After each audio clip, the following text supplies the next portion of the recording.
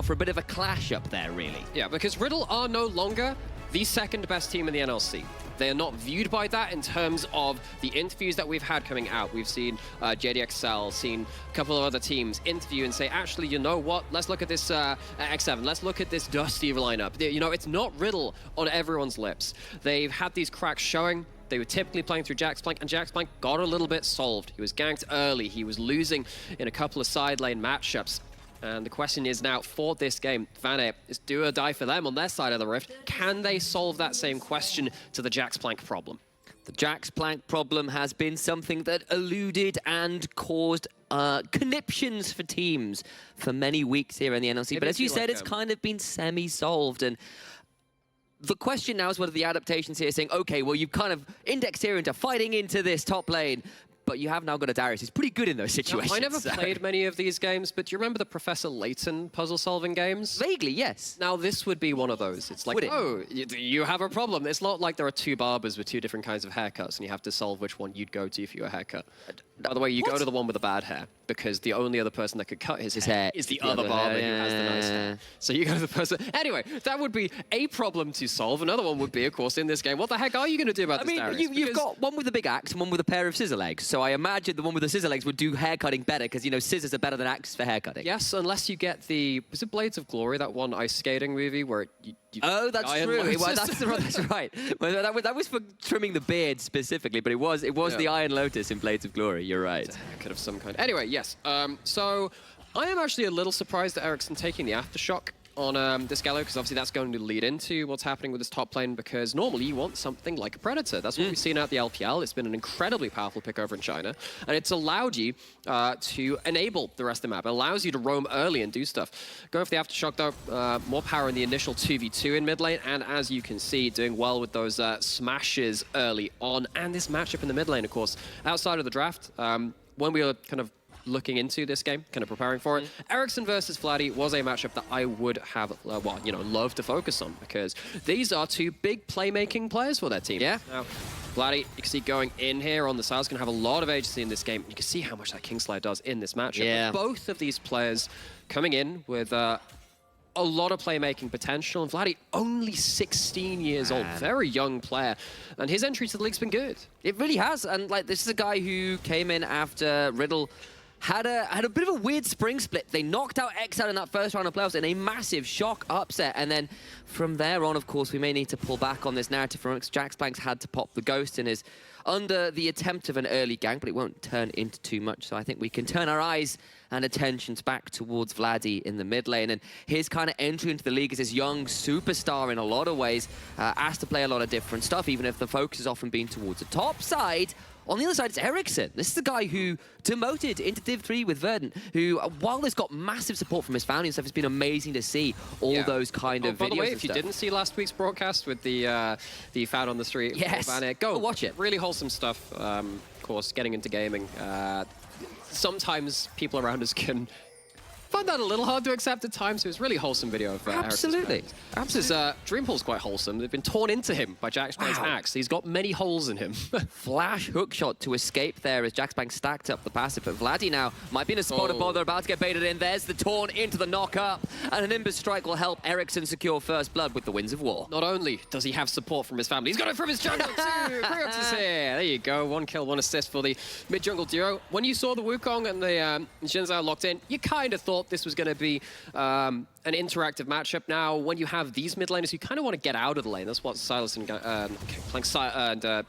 of this matchup, right, where you steal the Galio ult. Exactly. Instead of the hero's entrance at that point, it's the villain's entrance. That's what I'm calling it now. So is it a super villain entrance, though? They have the presentation. You don't get that reference. Go watch Megamind and both of us. Yeah, exactly. Not for two. No, we're both leaving as fast as we can once we hit level 6. Yeah, mid lane is not big enough for both of these super whatever they are. And but yeah, no, first kill on the board for Vanir, and of course they are trying seriously hard to stick the landing second half of the split. And that is a good start to it, getting a kill onto that Galio. Of course, Galio is going to be a big part of the pylon damage later on. Galio, not the highest resource champion, but if you do get gold on him, wow, he does pack a punch if you're stuck in all of his AoE. Absolutely true. And of course, as we were saying, for Ericsson, this was a guy who had demoted. then gets his shout up at Div 1, but there were questions around, honestly, both of these players about how well they could perform stepping into Div 1 with very different histories. For Vladdy, very little history at all. So it's really interesting and been very pleasant to see both of these laners succeed, really, even if they've not necessarily been the primary focus for their teams. They've slotted in just fine, and in this particular matchup with these particular champions, they are... The wave crash, actually. Indeed. Stefan's here, no jungle here from Vanir.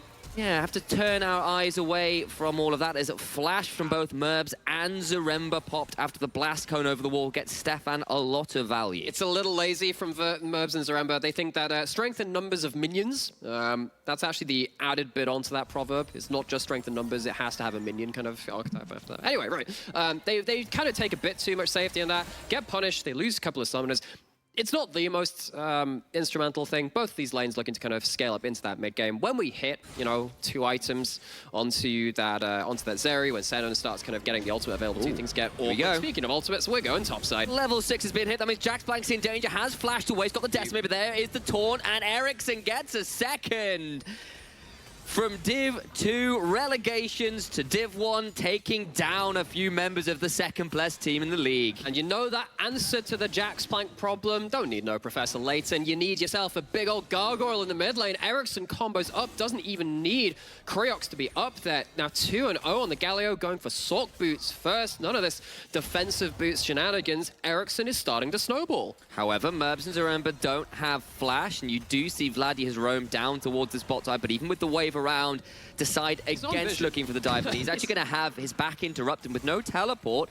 That could be quite punishable. Stefan, though, has taken this opportunity to secure the first Drake of the game here for Riddle, so at least there has been some trade back. So, what is the state of the game now? Because you still have a Darius who is in the game. No. Are they pushing down turret plates? Are they taking kills themselves? No. But there is going to be a point where even if this Darius is behind, he's going to be a threat. Question is, at what point can Riddle start playing around that, having side lane threat? He's lost some plays himself, lost a couple of kills, and that means that maybe Vanir can hold this Darius in check for a little longer.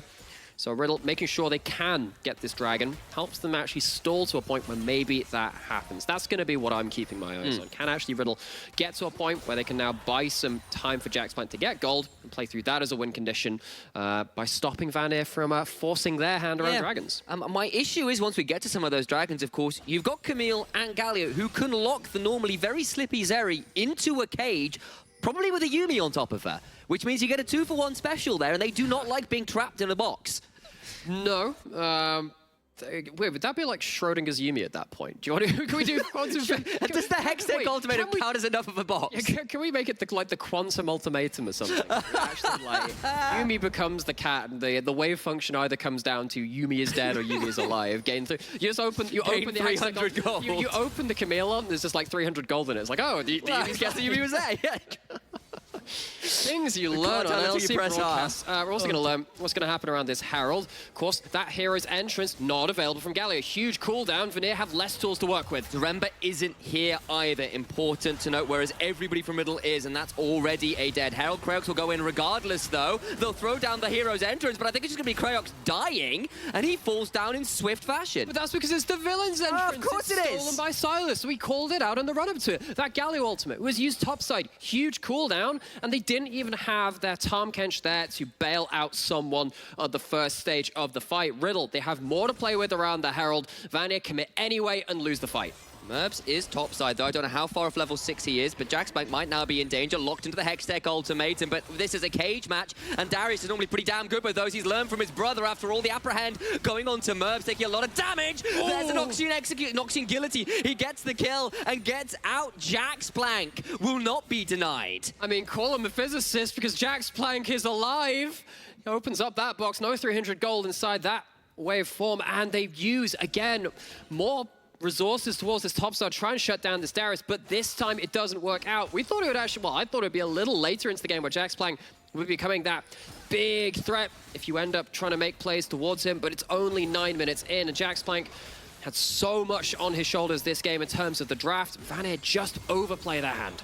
Riddle me this, though. They've posed a question down in this bot side. Play onto Zeri and a Herald in inventory. There is definitely a world now where that gets dropped bot and more pressure is put towards the bot side map. But let's go back to this replay because Dreampool goes pretty hard to get on top of Jaxplank here. So that's a missed tactical sweep, missed wall dive as well from the hook shot. And you have Merbs coming up topside without an ult. Goes melee range into the Darius, who outplays with the Ghost, and now Jaxplank really running away with it. And as soon as you get that passive stacked up, you have that ultimate reset, you can't really continue that fight. Vanir, maybe they found themselves a bit of a winning situation, but much like their game versus X7, felt like it could be a winning situation, but it's just been misexecuted. Yeah, missed the last embrace to boot, and you've missed like, what, 3 forms of pretty important CC there, and the Darius gets to run away with a little bit, gets back into the game, and yes, there's still a bit of a gold lead for Vanir right now, but that could quite happily get changed with the drop of that Herald. Maybe next time they can call up 80s movie stars and try and become Ghostbusters and stop Jaxplank from using that. Well, he's actually in mid, doesn't even need the summoner to spook Ericsson. You tell him what to think. Tell him on a tangent. I was trying to think of appropriate. What's the Christmas action movie? I mean, with what's his name? Bruce Willis in. I'm forgetting the name of. Hang on, what Christmas action movie with Bruce? Oh, what? Die Hard. Die Hard. That's what I was going to go. Die Another Day. I was like, that's wrong. I went to Bond. Movie of all time. Anyway, yeah. Anyway. Apparently my brain was also dying really hard very quickly there. Wasn't a lot of brain to die though. Let's be real. PKA top lane. Oh dear. Okay, let's go. Well, I mean, we like to stop off some silly tangents at points. Let's just make sure we have a whistle-stop tour of what's happening across the map as well. Because actually, first, 8 minutes of the game, Vanir actually achieved a lot of what I hoped they would do. They got, that kill in mid lane, gets Galio ahead. And Galio is this kind of champion where if you're making a big play, Galio's probably going to be there too. So gold on him will be apparent in all of the big scenarios. And he managed to do some stuff top lane too, but Jaxplank is now fine. Riddle don't need to put resources up there, which is why Stefan is more than happy to hang around bot side. They have Vladdy ready to answer. Ericsson will actually have that hero's entrance available to steal in his own right pretty soon, whereas Vanir once again putting their resources topside. Jaxplank has a flash, no ghost, but what can you do with this situation? Cyclones come down. Ericsson is thinking about following up. It'll force a flash out of Jaxplank. All the while, though, Dragon is being started in the bot side of the map. There is a Herald that's been spawned as well, or about to be spawned, I think, as well, though that was just a quick reset on my screen. Get the first turret. Cower's going. They're going to try and race for it. The final chapter comes through, and that means Merbs is just dead to Riot. There's no room for the Devour, which means he's just dead. No way out. Now Zaremba is left to the Wolves, or at least the Rift Heralds and her entourage. Galio? They'll throw down the Galio ult, though, and the hero arrives just in time. Silas, you should really have a better idea of what your opposition in Demacia can do. In comes Dreampool as well. They'll get another one back, and now Stefan is in trouble. The railgun comes through as a final salute, and they make that a 2-for-1. I mean, with great power comes great multi-kill potential. Ericsson flies into that bot side, and this Galio, the control tower of this composition that wants to be at every big play, turns up at the right time, didn't have to do anything topside, returns to mid at the most important of occasions. Jumping back into the replay, though, big misplay from Zaremba and Merbs. They get spaced out in that final chapter. They don't get into range of that Devour, so Zaremba cannot bail out the center to use their own ultimate, make the fight a little more difficult. And then the hero of the hour, the hero of the day, here is Bloody Entrance. What an ultimate there from Ericsson. Zaremba survives in about 50 HP, and then they can start making these plays as Dreampool comes in as the cavalry. And another kills come straight through, and Vanir punished so damn well.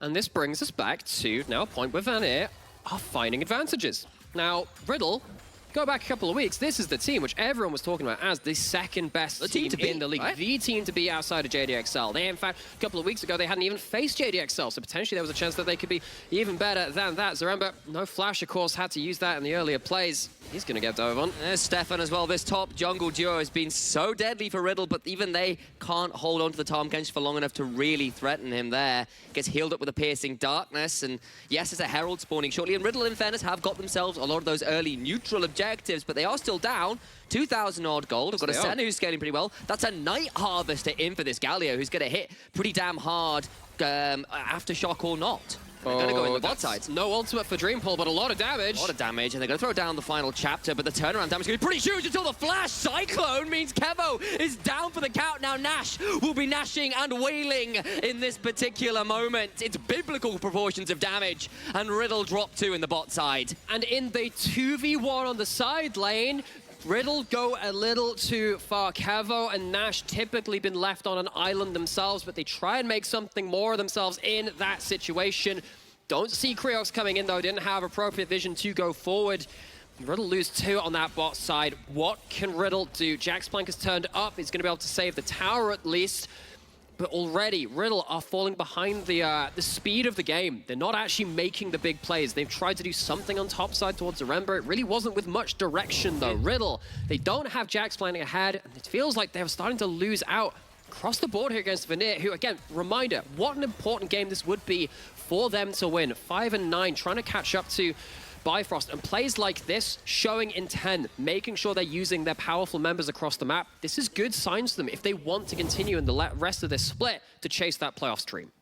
And partly this is Vanir's comp as well, right? You've got, you know, 2 teleports, a global, a Wukong who can dive for miles and is clearly willing to in Creox's instance. There we go. There we go. Finally found the word I was looking for, and you can see it now in the gold discrepancies. Big leads for the solo lanes. We were talking a lot about the not Gangplank again. I just see a Jaxplank and I see a Galio on one side, and there are just too many. I did that last week as well. I'm right there with you. Yeah, it's a difficult time. You know, it's like the game just sometimes looks at you in Jedi mind tricks and says, "This is not the word you are looking for." And about 2 weeks later, those same stormtroopers like, "Oh no, it really was the game I was looking for." Looking up from their morning coffee and a newspaper. Hang on a second. Did Vladdy just use his ultimate to get mid because it was timing out? That was entertaining. Uses the whistle stop tour of the Rift as he goes on a fast travel towards mid lane. So make mid lane the Legion of Doom headquarters as the villain enters there. That is such a reach. It was. That is such a reach. Yes, maybe it is. You know, I'll give it to you anyway because I'm feeling particularly generous today. But Vanir still sat here at 5 and 9. You see that score there. The 7-win margin is currently what Bifrost holds with 4 games left for every team. They need Bifrost to lose a couple of games. They're currently, of course, 1 loss down to Bifrost, but they have to face them again. They can take one of those wins away from them and then maybe tie-break with them later into this split. So Bifrost already looking shaky. Vanir were to win this effectively, to sum this all up, if Vanir win here and they carry on this form, they actually have a damn good chance of making it to playoffs. Absolutely. Of course, with the soul point on the line here for Riddle, it doesn't look like they're going to be able to come in and contest very easily, so Vanir will get a hold of that. And again, they win this game. They get themselves to base camp. It's a long, long climb ahead of them, but this will be a fantastic start. A fantastic start for a potential playoff dream run. You know, Artrom has affected our dictionary. There's a whole lot of climbing the mountain in that. I mean, what a good analogy it is for these teams. You know, a lot of these, you know, Riddle and Vanir, they are teams which have had to look up at the other challengers for a little while now, looking at these strong, strong teams across the NLC. And looking at this Herald, can they actually get it away? I think they can smite it. I think they can. Oh, Creox wasn't there in time. Smite was on cooldown, actually. Charge actually comes in. It's actually not going to mean that much. It's just whether Vanir can keep their mid lane turret a little healthier. Of course, taking down a mid lane out of turret has so many implications. It allows you to get that deep vision in. And of course, you can see right now, vision hasn't really crossed the river from either team, and that's what makes those plays so dangerous the next time you pull them off. We see it already, Riddle kind of fall prey to not having vision on one place that they wanted to make plays when Kevo and Nash died, where the screen's showing right now around this bot side. But this time they do have at least 1 or 2 wards in river to spot out anyone who might aggress onto this Darius. Yeah, and of course, you know, when you are looking at a comp that does want to be playing towards those side lanes like Vanir's does, if you can get rid of that mid lane tower, you can punish a lot harder. It makes it a lot more difficult to make those side lane plays if you don't have control of the middle of your map. It's an old adage of pretty much any bit of commentary and analysis you care to mention in League of Legends.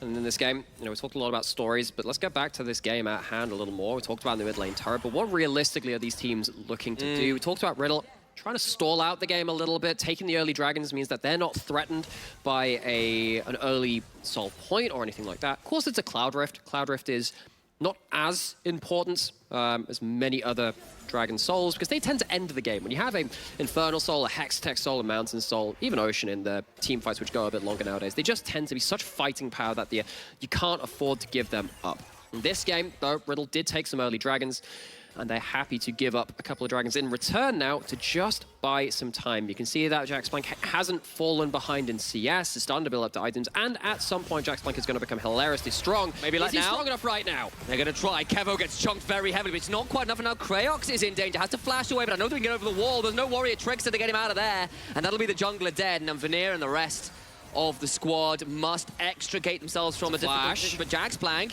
maybe can look to keep going forward. Stefan steps forward with the audacious charge, gets a Yuumi on top of him, but they'll only get the one kill for the invested teleport and ghost. Vanir, again this game, they've done it once or twice, and of course that top lane plan to Jax Blank was the first of them.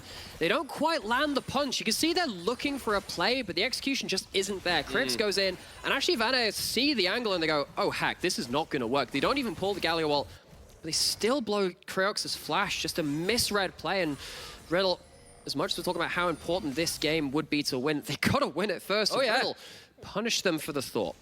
Not out of this game yet are Riddle, and they are very deadly in a 5v5 if they can get all of their members on the board here. A lot of healing, a lot of playmaking, a lot of slippery targets, and you can only Hex Tech Ultimatum one of them.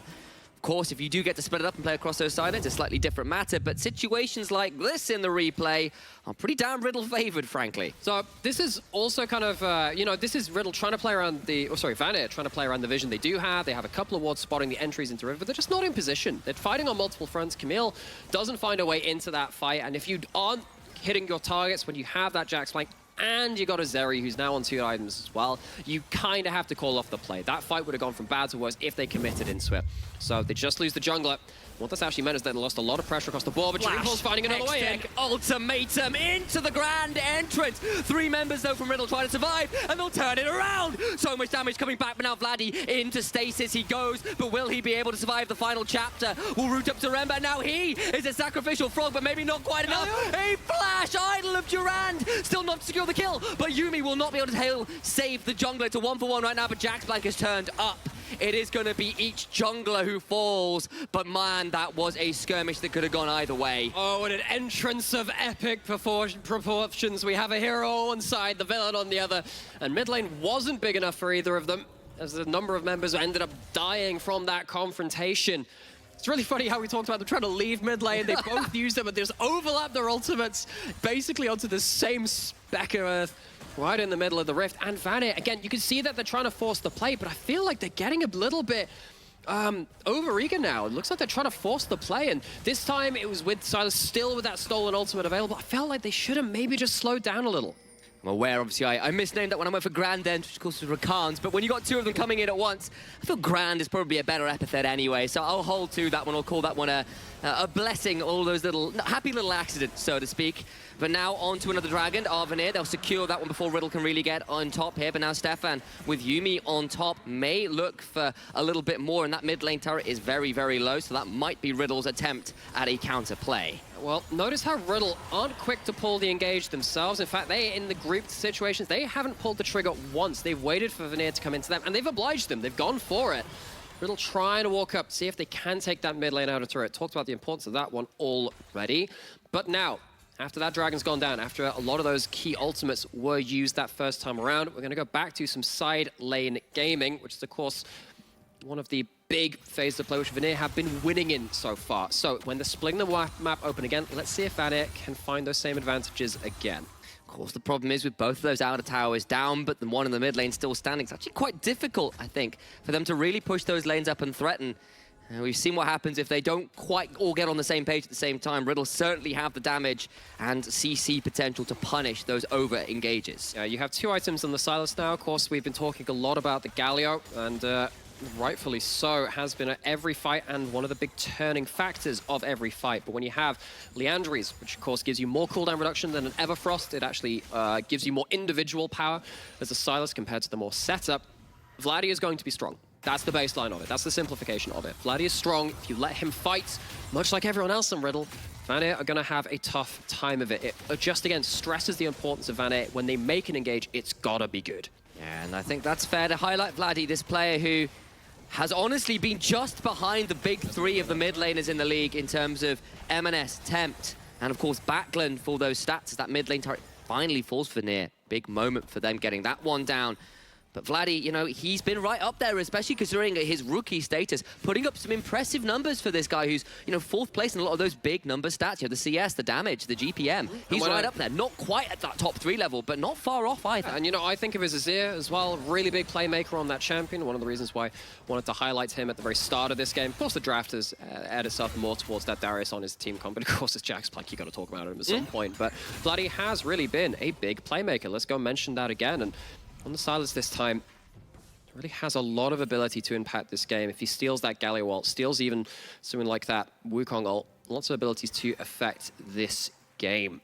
It does feel like this game's slowed down as well right now. Well, I think it has to, right? Of course Vanir have failed the engage a couple of times now. I think they've realized what's up. If they don't find the right targets, Riddle will turn it around. Whereas Riddle, we also mentioned, aren't looking for the engage themselves. So what we're realistically looking at is mistakes in the side lanes, someone's over pushing, hasn't got the right vision, or a mistake around an objective. Because objectives kind of do your engaging work for you, because they're all clumped up, they're all lined up against a wall, and you can try and take a good couple of swings at them. So look at the side lanes, look at the objectives, that's where things might come to a head. Speaking of those side lanes, Dreampool and Jax Plank finally matched up against each other in a lane for the first time in quite a while. Indeed, and I think for Dreampool, I think we'll ask when is the next bit of action going to be happening. Well, probably when Dreampool has Flash available, because that feels like pretty much the go button every time. Flash hook shot into the backline has been the go button Vanir have been relying on, and that'll be up in probably about 10 to 20 seconds or so, and that'll be pretty shortly in time for the likes of another dragon fight. Maybe Vanir can go hunting for spectral monsters again and try and take away the summoners of Jax Plank in another round of ghost hunting. I am going to keep trying to say that. Don't make a remake. It took me longer than I like to admit to realize. I feel like a remake wouldn't do well. Paranormal activity here on the cast. Like, what's going on? I see ghosts specifically in the top lane summoners. Normal day at the NLC household. What do you mean? On further examination, Alex and Sam were not negative casting.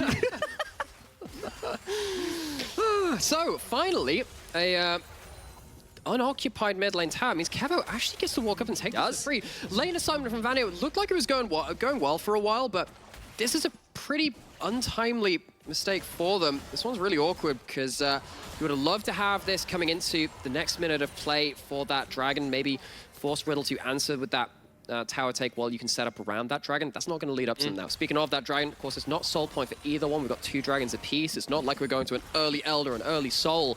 Both these teams will want to have it all the same. The Dreampool has that ult. He just got his 3rd item, which means Stefan's in so much danger.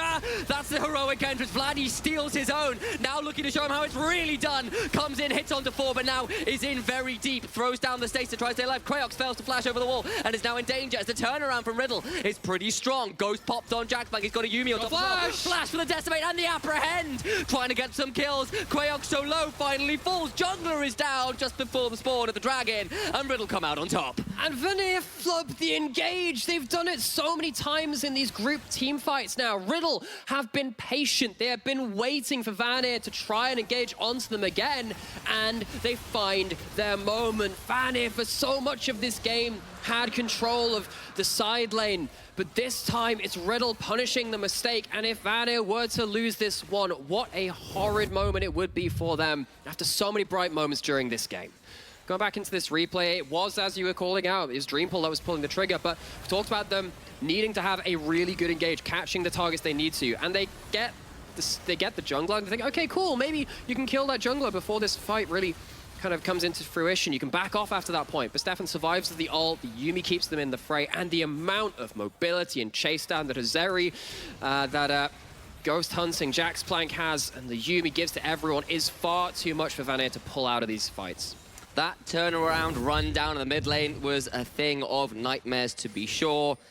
Riddle now with the soul point, more in control of this game than they had been for quite some time. Of course, Baron hasn't fallen yet. It's still a close game, but we're beginning to see the cracks in how Vanir are playing out this mid to late game. And you know, we rightfully called out Riddle in terms of their recent run of form, having cracks of their own in terms of their recent games, but Vanir, they have had no shortage of their own errors to look at as well. I think it was Ericsson actually in one of the post-game interviews for X7 was saying, you know, we could have won that game at any point. but it was a bit of execution errors on their own end. It's kind of showing its head again here. Not to the same extent. I do think they've had many more good plays than they have bad. It's just that the bad plays were just that explosive. Losing the big team fights means so much. So not out of the game yet. Of course, they're going back into these side lanes. They're still going to be able to play around them very, very well. Not out of this game by any means, but Riddle are going to be confident now when things start to group. They've won all of the group fights in the... actually, in this game so far, really. They've won pretty much all of them. They've had that 1-1-for-1, but Riddle feeling very comfortable on that. Vanir, how can they start transforming this game to their advantage? It's a Norwegian knockout, of course, this game. Both organizations coming from that country, and it's been a close one so far, even if there's, over the course of the split, Riddle have been the ones who've largely been favored, but there's a teleport in here. Well, Jacksplank can't get to the fight. He doesn't have that. They want this really badly. Dreampul's going forwards, gets the Hextech ultimatum. There is the Dawning Shadow over the top, and I don't know whether they've got quite enough to turn this one around. If the Galio afterwards is going to try and make this one a massive trade. So many but they cannot kill anybody. So many stopwatches.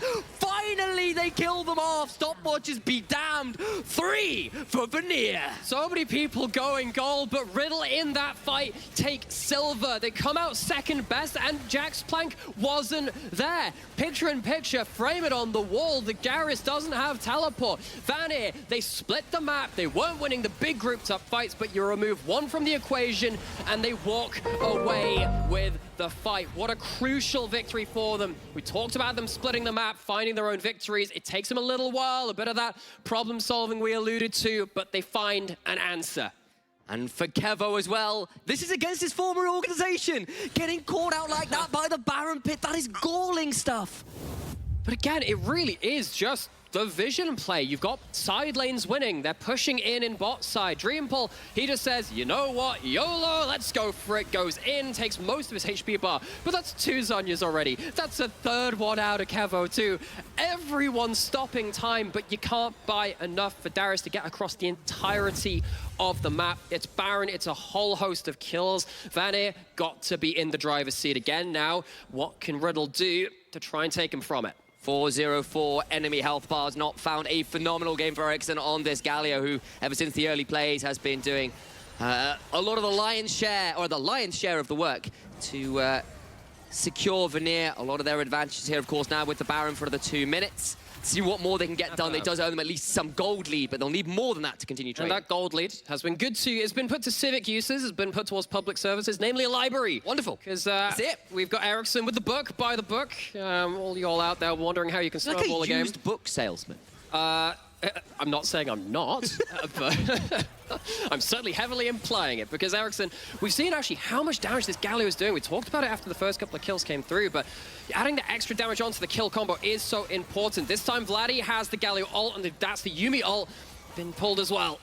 Final chapter burned, but they don't really secure too much here. They do keep Vanir away from the turret, but Eric's isn't on the mid lane tier too. And again, we haven't really seen Vladdy and the rest of crew manage to find a good proactive engage. Now they're trying to punish across the map. Ericsson might be in danger here as Jacksplank throws the ghost down, but he'll flash over the wall and Justice punch away. And now he's pulled out! He's pulled out! Goes golden, but I don't think that's going to be quite enough. They just need to interrupt his Justice punch. He's going to get the taunt. He's surely got to fall and does so. What does it cost them? Only a tier 2, but Page is straight out of the book. And Vanir, they were the ones caught with the person missing this time. And it's Ericsson, this Galio. Now actually, Vanir looking to start and finish this dragon. I think this is gone. You need to get away from here. Rayox is not going to be able to help Spite that one. He has to flash out, just Dreampul. So that's another summoner down. They lose the soul to boot, and Riddle, in a matter of moments, suddenly swing this game right back in their favor. Both of our teams making some mistakes across the map, and this is, again, alluding to a point we've had for the last couple of weeks on the NLC, ever since Torok brought it up on one of his interviews, of course, coach of JDXL.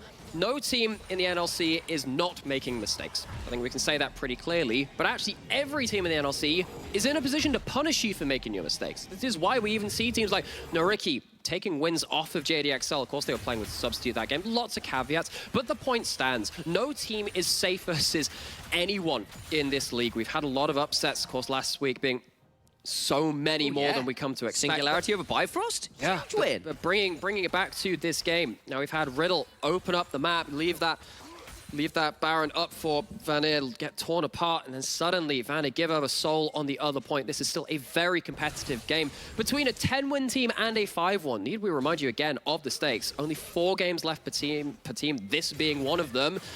Riddle chasing that second place. Vanir just looking to get into playoffs, and they are oh so close in both of their respective races. Yeah. The bar for entry to playoffs right now is 7 wins, where you have to be matched up against Bifrost, and they need to not win any more games at that point. Bifrost that bar can only get higher. Yeah, Bifrost are the ones raising that bar. Exactly. So very much watch out for their game later today. That'll be in game 4, of course, versus JDXL. Big one. That one's going to have so many implications. They will be asked a very tough question, just like both these teams have been asking questions of each other. It feels like the teams which have been making the engages have typically lost, especially when it has been grouped up as 5v5. Really has been about picking away at those seams, trying to pull apart the cloth of each of these teams. But now we're starting to get to the point where each of these champions has some bite. That Zeri, 4 items, a Guardian Angel in there too. That's what that broken stopwatch evolved into. Diving onto that Zeri going to be much more difficult now. And that starts to really worry you, if you are a Vanir fan, of what you can actually do in your big team fight engages. You weren't winning the 5v5s before.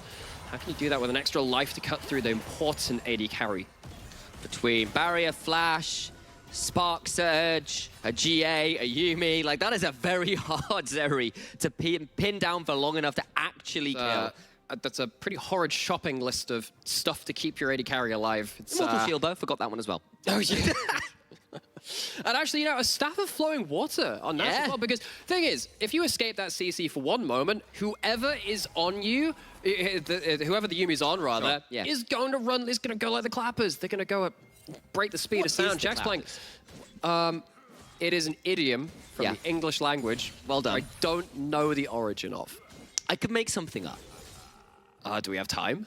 So what it will be, right, in Terry Pratchett form, is basically when a train would come past, the way people would know that the mail had been delivered is actually a fight in the mid lane, but not that much longer. No, continue. Okay, I am hooked. So, and the idea is, it's like, you know, like you get like the ball. Oh, Jack's Plank is hooking, so you know, screw enough about the clappers, more about Jack's Plank with a 3-man apprehend to murder them all. The Cyclone afterwards nowhere near enough. Finally, a Dawning Shadow comes through. It's just not going to matter. A double to the Darius, who's looking to rampage through a few more. They bleed out under their tier 2. Ericsson comes in, but it's not a heroic entrance. It is a small moment where they get the jungler, and that is all. Jack's Plank maybe got knocked up on the tower, and maybe, just maybe, they can kill him off. He has to go gold, so Ericsson to try and time out the healing, but so much healing afterwards means it's an ace, and Riddle, out of nowhere, win the game, and they're going like the clappers now. Did some clapping on the way out too. It's in the 5v5. Galio's not there for the disengage. And the Jack's Plank question, the Jack's Plank problem has stumped Vanir, mainly because he's cut off them at the limbs. Only stumps remain. Vanir fall to 5 and 10. Cut off at the feet. What a play from Jack's Plank to